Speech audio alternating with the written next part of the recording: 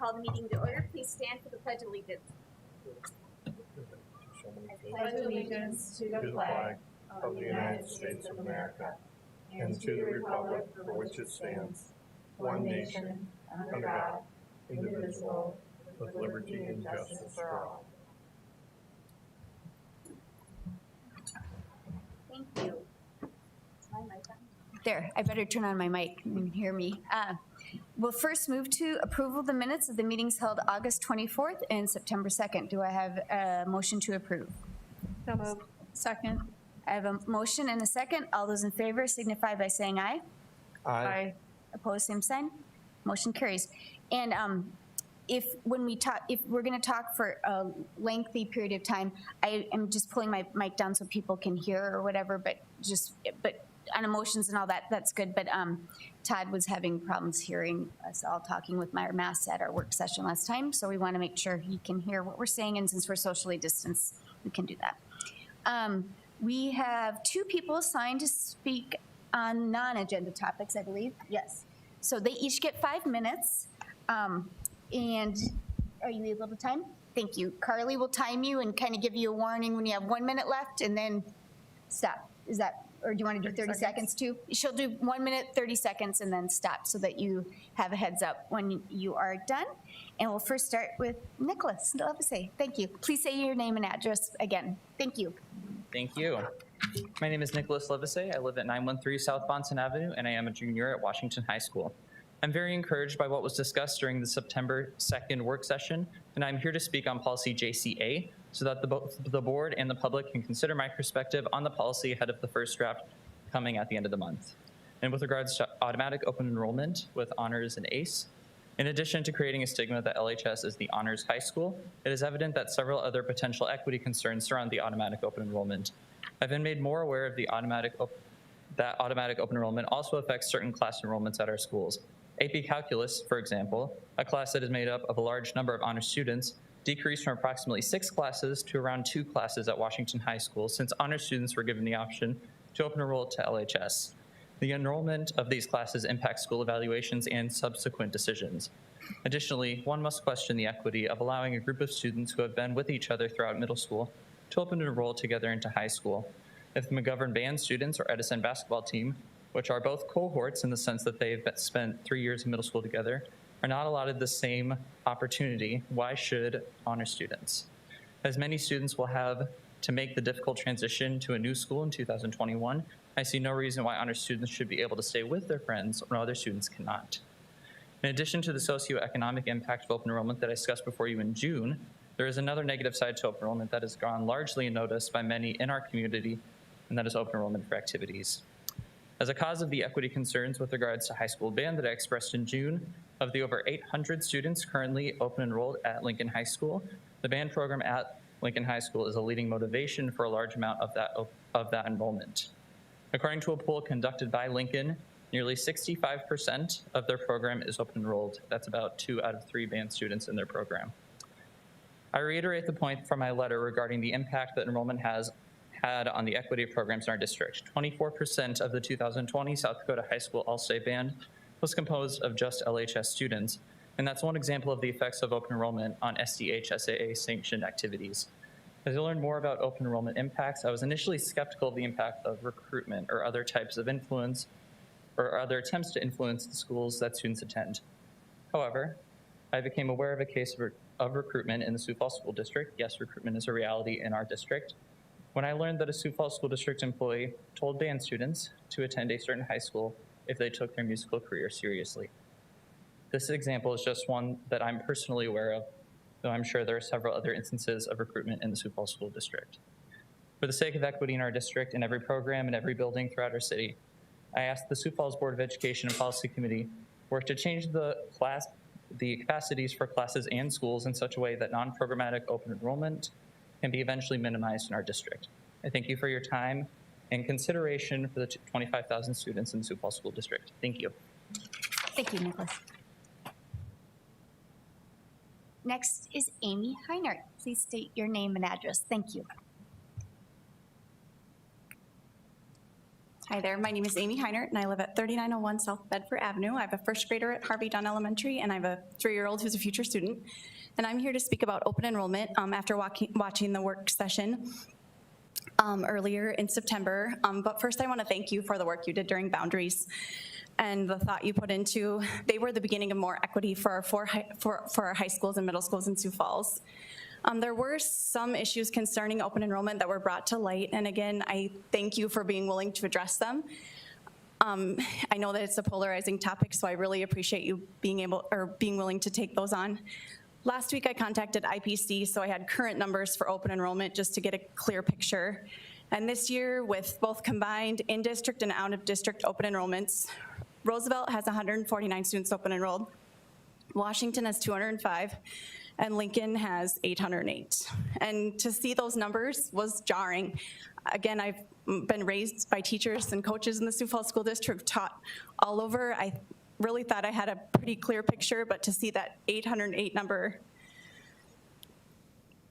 and just to think that 800 open enrollment spots are available at one school, and it just confirms some of the frustrations that many people have had with the current open enrollment process. I believe it stems from a few issues which you guys are talking about and willing to address, and I'm grateful the policy is being reviewed. I know open enrollment's a state law. I hope limits can be put in place so we're not in this situation again. If the policy isn't changed, if we had a crystal ball, I really truly believe we'll be in the same place. And then in 3 to 5 years, 500, 600 students could be open enrolling out of Jefferson to Roosevelt and to Lincoln. We learned some lessons when we opened McGovern Middle School. Dr. Stavum talked about on the September 2nd work session about being able to offer equitable opportunities and experiences at each building. Open enrollment creates disparities between our schools, and I'm hopeful that the policy will be amended to create equal opportunities for all 25,000 students in the Sioux Falls School District. Thank you again for everything you do. Thank you. And for the public, at our next board meeting, end of September, we'll first put out for the first reading the policies on open enrollment, and then the final reading on those will be the end of October, barring any major changes or so forth. So between those two times, we accept public comment and so forth on them as well, both in meeting, in Let's Talk, through emails to any of the board member, any and all of the board members' administration. So thank you for being engaged and involved in the process, and we'll get that completed. So thank you very much. We have no one speaking on agenda items, so we'll move on to approval of the agenda. Do I have a motion? So moved. Second. I have a motion and second. All those in favor signify by saying aye. Aye. Opposed, same sign. Motion carries. Now, good news report. Thank you, Tia.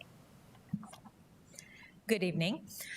As we've long said, what matters most in the Sioux Falls School District is that we are there to help each student find a pathway that allows themselves to experience the greatest access and success on their educational journey.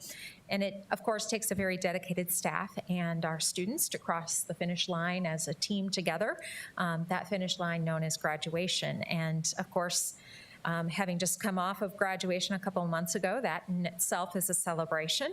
But it's always a little feather in the cap when our schools are recognized nationally as well.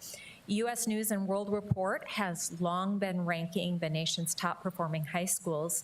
Their ranking is based on college readiness, math and reading proficiency and performance, the availability of college-level courses like AP coursework, and the performance of underserved students.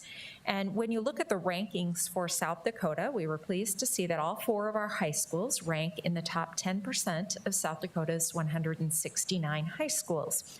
Washington High School is listed at number 3.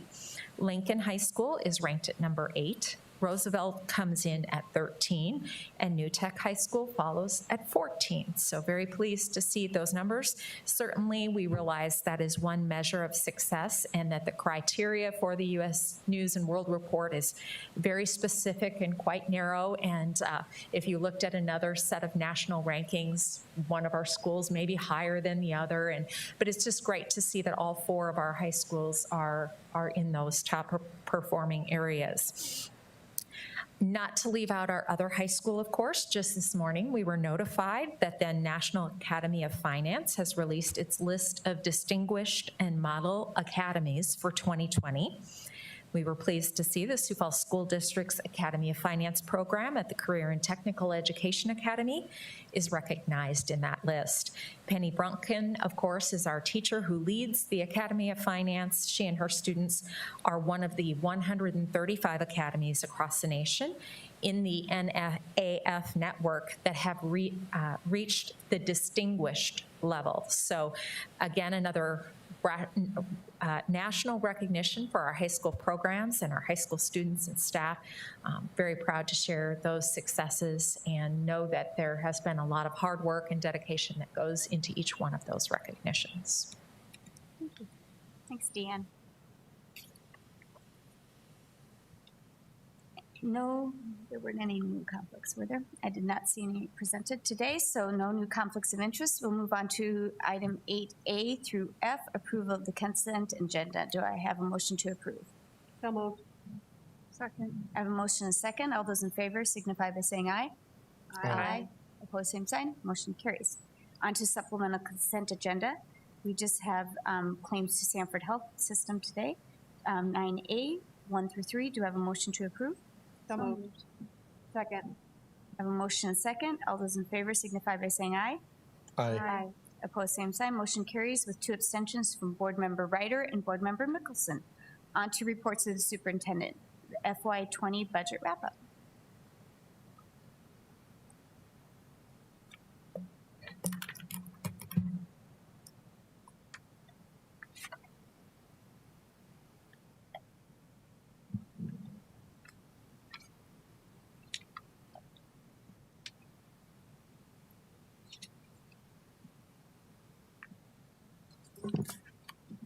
Thank you. As you know, we completed the fiscal year 2020 and on June 30th, this past summer. I'm just going to walk you through real quick how we came out. So in the tax supported funds, first we're going to look at our revenues. We had budgeted $181 million in the general fund. Our actual was 183.4. So we were $2 million to the positive on that. That was mainly our ADM, our fall enrollment was higher than projected, and we did pretty well in the bank franchise tax as well. Of course, when you do well in one of those funds that's outside the formula, 2 years later it goes into your local effort and you lose state aid in that. So we set up a reserve actually for that amount. Capital outlay, we did well too. Our valuation, our allowable capital outlay, but revenues were higher. We were limited there, but our valuation went up, so we came in high. So we were 1.6 million to the good. Special ed, we were about right on the money. Pension fund, we really don't budget that anymore. We just get delinquent taxes in that. That fund is going away. And then bond redemption, we just essentially, we just didn't quite take in as much. We got some delinquent taxes on that we'll get in the future, so we didn't take as much there. On the expenditures in the general fund, with the schools shutting down in the middle of March, our expenditure, our expenditures were not as high as normal. Most of that was on heat and lights and other electricity items. We weren't running our buildings like we normally would. So that was your biggest savings there. So we were at $3.9 million to the good compared to the budget. On the capital outlay fund, we had been purchasing computers in June. We had moved that up from usually arriving in July, but to try to get them in late May, early June. But with COVID, they didn't come in until July, so we kind of skipped a year there. So that's most of that variance there. Special ed, same deal as the general fund. There's just less activity going on at the end of the year. So we came in 2.2 million to the good. Pension fund, we just budget what we transfer out, and bond redemption fund, we know what that's going to be. So that's a constant there. So when you look at the net, the revenues compared to the expenditures, we had budgeted $1.3 million of fund balance. We actually Grew our fund balance by 4.6 in the general fund. Capital outlay, same thing for what we talked about earlier. Special ed, the expenditure, the revenues were right on, the expenditures came in low. So we had a $2.3 million positive there. Bond redemption, we had that 13-cent promise that first year. And so we've been working it in so that we're going to get to even in that over about a 3 or 4 year period. Because the calendar year doesn't match the fiscal year, if you try to catch it all up right away, then the next year you're going to have to lower the levy, then you're going to have to increase the levy. So we're just easing into that. And so we're inter-fund borrowing there, our inter-fund. So how does it look? What do the funds look like at the end of the year? The general fund, we actually grew it, we just said. So our fund balance is at 8.3%. Actually, I didn't update that slide. There's a slight adjustment from when I made that slide. It's actually a 9.5. It's at $17 million in the general fund. So we're at 8.3% there. Capital outlay, we are at 26.1%. Yeah, this slide didn't get adjusted either. I'm sorry about that. It's actually 11.7 million. It's at 26%. Special education is at $2.3 million. So that slide didn't get adjusted either. So we're not at 2.4%. We're at 5.3 with that, with the IDEA funds. And the bond redemption fund, we're in the negative, but that's where we're gonna catch up. So these were off a report that was premature, so I didn't get those adjusted. So the bond redemption fund is in the negative right now, but we have that plan over 2 or 3 years to catch that up.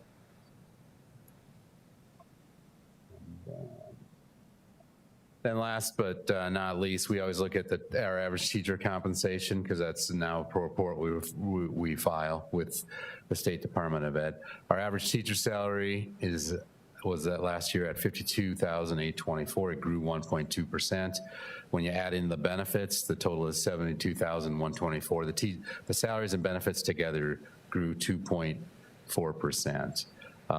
What was our state aid increase? When you take out the one-time money from the prior year that we got, the increase was 1.8. So we exceeded that increase, as we have every year since they did the half-cent sales tax. So in total compensation for teachers, we continue to beat what we're receiving in state aid.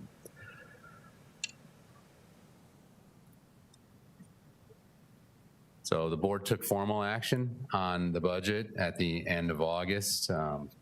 We held off because board member Mickelson wasn't live that night, and she's on the budget committee. So there is no action that needs to be taken by the board. This is just an informational report.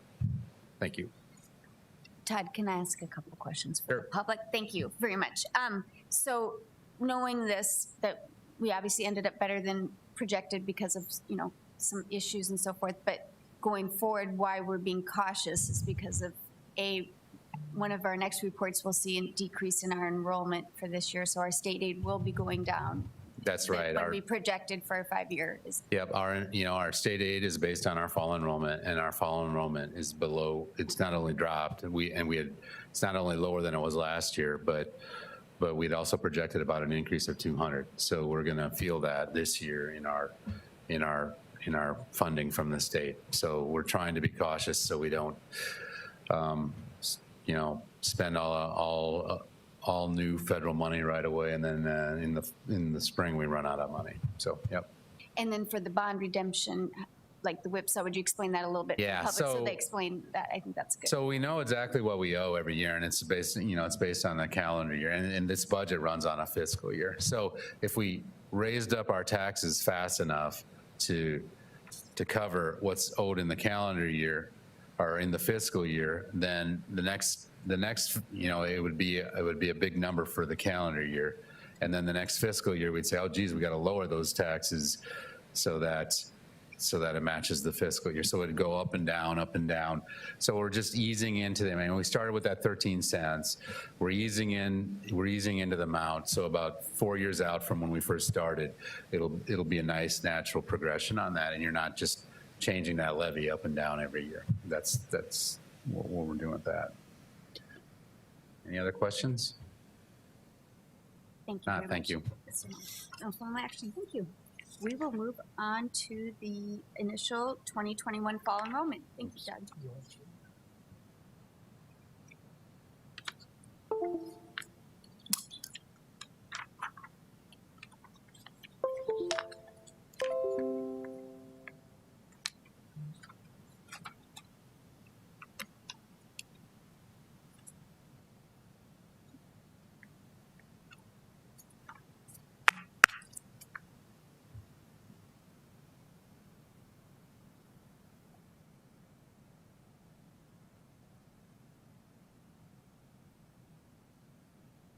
All right, good evening. The end of the fourth day of the school year, we present to the board the initial enrollment, and then towards the end of September, we'll present the final enrollment, which I think is the last Thursday of September, something like that. So this is sort of where we're sitting as of the fourth school day. So if you look at it, you can see K through 5 versus where we were at last year. We're about 389 kids short. 6th through 8th grade, about 54 higher, and 9th through 12th grade, 190 higher. And so net K through 12, we're 145 short of where we were last year. And then pre-K and junior K are pretty consistent with where they are last year. And so I'll give you some sense of where some of that is coming from. You look at our, as you were just talking before with Business Manager Veek, we had projected an increase. So you can see there, we were projecting to be at about 24,384, and we're at about 24,093. So as we said, we projected a slight increase, and we're seeing a slight decrease. So that difference will make some difference in our funding that we receive from the state. Couple things we haven't seen is virtual enrollment, the virtual academy. So this can give you an idea of how many kids we were seeing at the time we did this in a virtual academy. Just over 2,600 kids, and you can see that it's very consistent across the grades as far as the percent of kids that are enrolled in the virtual academy. So these are still counted as enrollment in our district. They're just not physically in our schools. But give you some sense by grade of what our virtual academy is looking like this year on a percent basis and a number basis.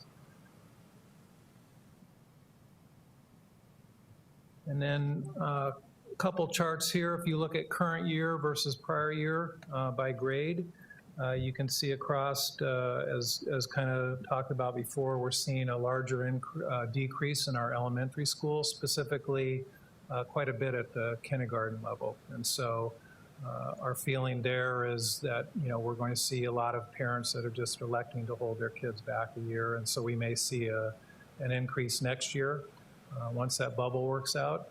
And then it kind of works its way across. And so to put that in context, we know we have more kids that are homeschool enrolled. And so that bottom chart there is what we're seeing for homeschool enrollments. And so we've seen about 226 kids more signed up for homeschool than at this time last year.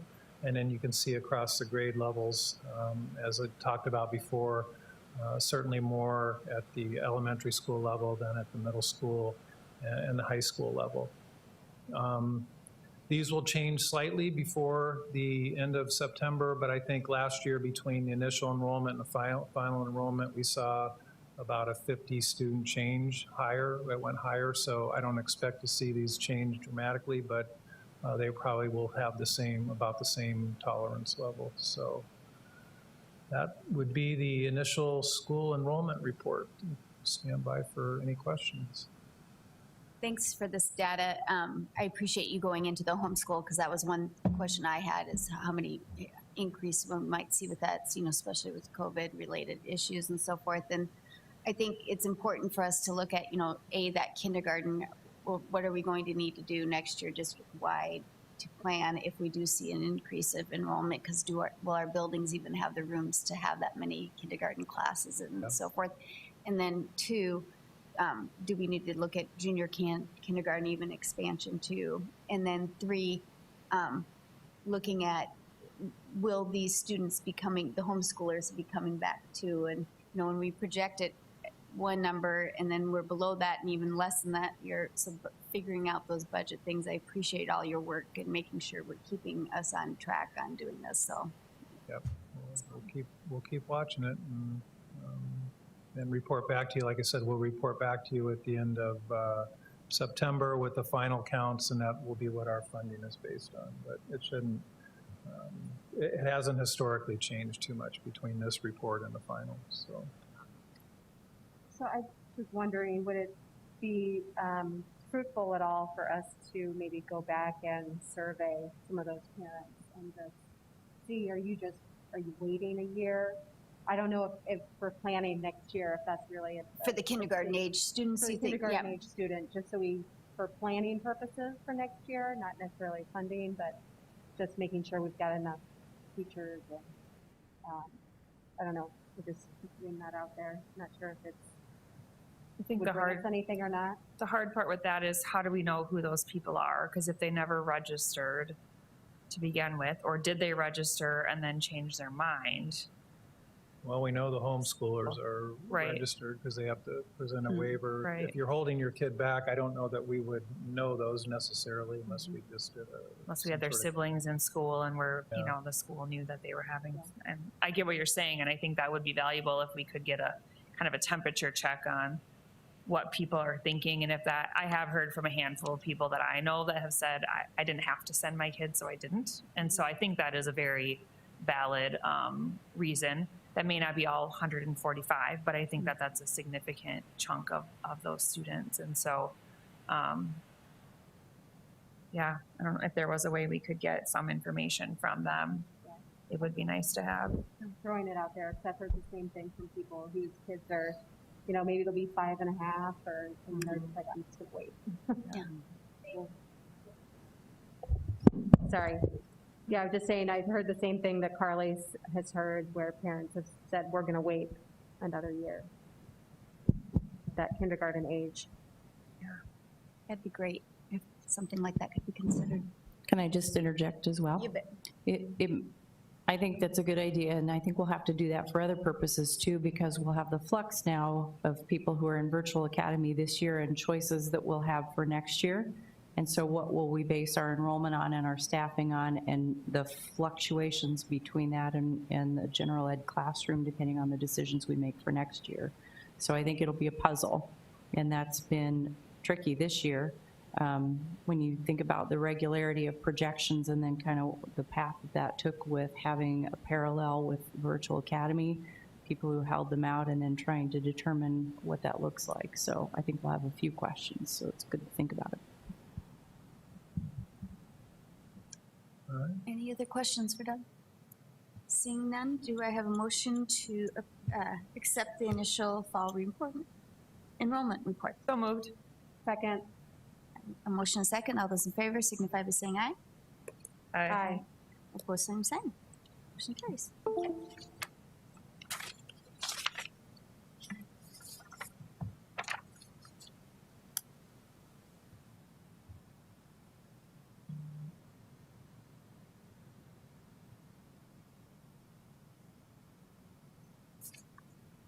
Good evening.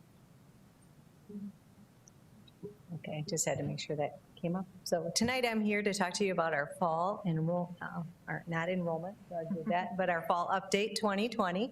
And I will highlight just a few things that are different this year and how we move forward. In the virtual academy, we'll talk about that.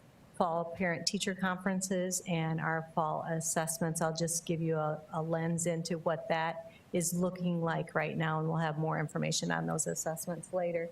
So the first one, the virtual academy, and Doug touched on this just a little bit. The first time we reported out to you on that virtual academy enrollment was based on our August 24th data prior to the start of the school year. Once school started, We pulled those numbers, and these are the data points, or the number of students enrolled as of Friday at noon. And so we pulled that information, which might vary a little bit from Doug's. I saw just a couple differences based on when we pulled our information. So enrollment changed most dramatically at elementary, but when you think about who needs to be home with an elementary student, families that called us and said we need to get back into that building, it was due to supervision or due to the commitment of being at home and that role of being there to support the students. The younger the student, the more support they need with that schoolwork. And so that is a difference there. And when we continue to look at what that virtual academy looks like. Teresa, and just for clarification, I'm assuming green was the old one, red is the more up-to-date. Oh, I'm sorry, yes. Green Okay, was. thank you. Yes, the left side was the first enrollment. The red was the Most last. recent. Yep, September 11th.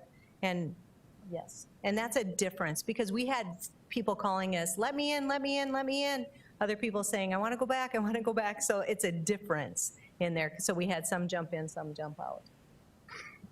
The next one is, what has that virtual academy teacher done over these last 3 weeks? So we're on day 11 today. And they were that IT support for families. And how do I turn on my Chromebook? How do I get logged into my Chromebook? How do I connect to my Wi-Fi?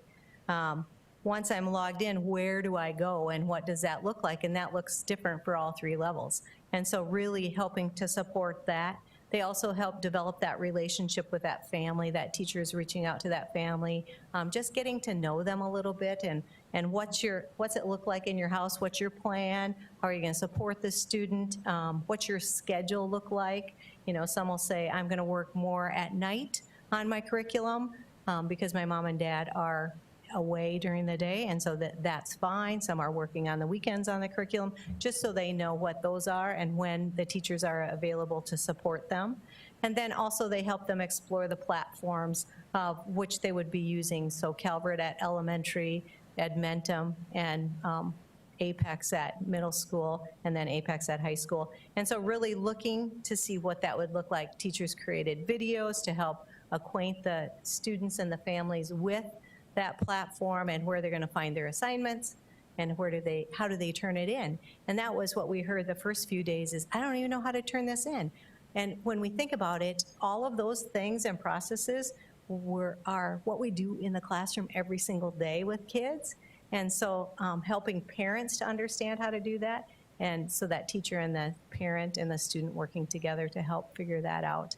And then one other thing, you know, once in a while, a company gets overloaded, and we see that all the time at the beginning of the year with all of our other programs we use within the school.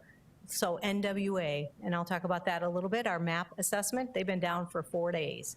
Okay, so think of you as a parent at home. If your platform, your learning platform's down for 4 days, it's not anything that we're doing, but what do you do in that situation? And so that's the teachers helping them to understand, okay, if your learning platform's down, or if Midco's in your neighborhood and takes your Wi-Fi down, what are you gonna do? And so just helping them to understand, because in the classroom, teachers naturally pivot. Kids don't even know the difference, but if you're at home with your child, helping them to understand that. So that's a big workaround for them. Communication, and then encouragement, just giving those families that you can do it because they want to do it right. And that's what we've heard from grandmas and grandpas and moms and dads and aunts and uncles, everybody that's helping support that student. You know, they have lots of questions. What if I don't do an assignment in one of these areas today? Is my child falling behind? And just giving that ongoing encouragement, because they are working really, really hard, and we've heard great success stories and we've heard challenges. But again, we're just learning this way of school for students and families and teachers. And it's gone well. Have we had bumps along the way? We have, but we're working through that. And every time we get to talk to a family, they provide us information and clarity so we can get better at the teaching of Virtual Academy. So that's Virtual Academy. And we're asked families to give it preferably a year, but a semester at least. And so December 1, we'll get some information out to families about asking the question, do you intend to stay in for second semester or not? Or do you want in? You're not in currently. So we'll gather that information for all levels so we can plan, and counselors and people that create those schedules and courses can plan it accordingly also. So we'll send that out that first week in December to all families so they have that information. My next one is parent-teacher conferences. So as we look forward to the changes due to COVID-19, and parent-teacher conferences is one of those. It's coming up very quickly, and teachers are planning for that, but we know it has to look different. And so when we're doing parent-teacher conferences this year, they'll be offered virtually for families, and so the teachers will be reaching out to those families and letting them know what that's going to look like. A short video for this is what we have been learning in our classroom, and this is where we're going for the rest of the semester. This is what you can look for your child to bring home. If you have questions, you can reach out to me.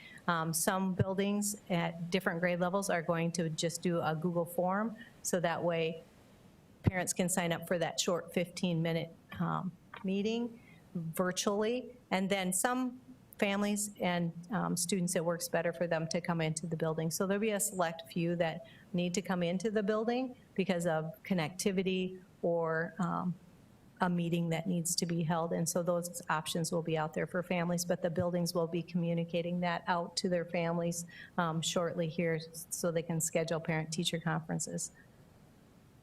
And we'll still have interpretive services and so forth for all of those as well. I'm sorry. We'll still have all of our interpreter services and all of those services for our families as well. Good question. So the interpreters, we're scheduling those as normal, and the families and the liaisons will help get connected. So there again, does it work by phone? Does it work by a Zoom meeting or in person? And which one is best? And that's for all families. My last area here is to talk about assessments. And so when we think about the beginning of the year, we have assessments that we do to check learning and to guide our instruction. And so for kindergarten through 8th grade, we give the NWA MAP assessment annually, 3 times, or we give it in the fall, winter, and spring.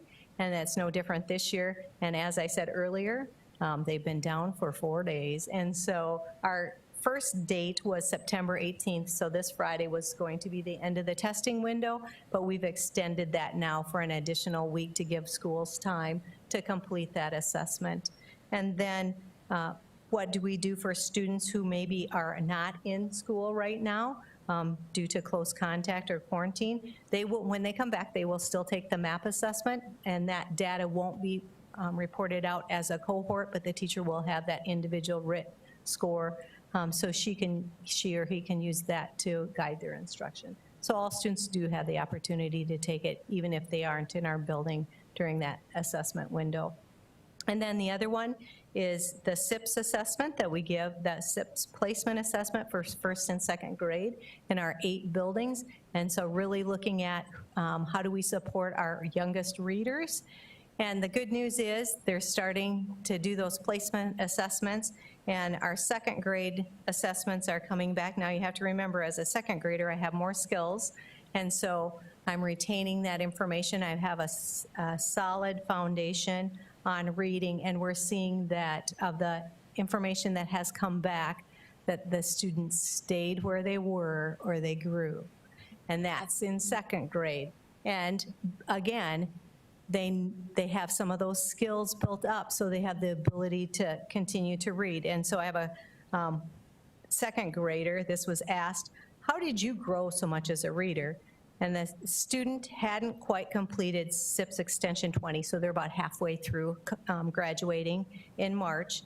And he reported back he had learned to read, so he checked out a nonfiction book on reptiles from the bookmobile over the summer, and he read the whole thing cover to cover. And so that's a 2nd grader saying, this is what enabled me to continue reading over the summer, is he had that skill, and so is continuing to grow as a reader. And that comment echoed what they heard at other buildings too. So as we continue with those SIPS placement assessments, we'll come back to you with a report on that complete look at what it means for first and second grade. And with that, I'll stand by for any questions. Thank you. That's all great news, except for math being down. I'm sorry about that. And that's nationwide. It's But, not us. It's yeah. nationwide. So. I just want to say thank you to the staff for all of this work, and what you guys are doing, and at the entire district at all levels is just amazing to me what you're doing. And I know there have been families upset, maybe making complaints and posting things on social media, but I just keep directing them to call back to their buildings, because I know they think they might have a simple question that might be in my concern would be when we post an answer to one specific fact pattern, you might think you have the same fact pattern, but you don't. So you would rely on that as your information, and that is not correct information. So please reach out to your buildings, reach out to your teachers. They will get you the right information. We are here to help you as a district, and we want to be successful. So it's not a matter of not being able to respond on social media. It's more that we want to get the right information, not just a quick answer. So thank you for all you are doing on that. Good example of that is today we got notice that Class Link was down, which is our single sign-on, and we're like, but it's very sporadic. There's only a few kiddos, and this student in Virtual Academy made a short little video and sent it in so we could understand what was going on. They were going on to the website to log in instead of going into on our webpage Class Link. Fixed it. Yeah. But until that happened, we didn't know. And so it wasn't a systematic, it was just very individual. So we do appreciate them contacting us so we can help them individually help solve those problems. If you could comment a little bit, we had talked about like the number of teachers that we've hired and how many for, Virtual Academy versus our classroom, and what our classroom ratios are and things like that. And so I don't know if you want to just comment on the impact that Virtual Academy has had on our actual in-person classroom. Yep, so when we think about enrollment at the elementary level, we hired 30 Virtual Academy teachers, which pulled those teachers, but also 1,000 students out of those classrooms. Right now, our classroom sizes are the smallest that they have ever been. And we looked at that individually, section by section across the district, and made a decision to hire 4 more teachers to help those 4 classrooms, or those 4 sections across the district that were just a little bit larger for COVID numbers for this case.